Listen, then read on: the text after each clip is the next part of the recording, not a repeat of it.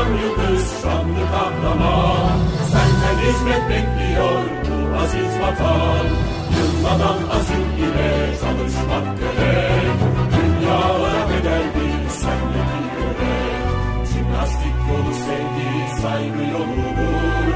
Başarı, gurur, şeref, şanla dolu.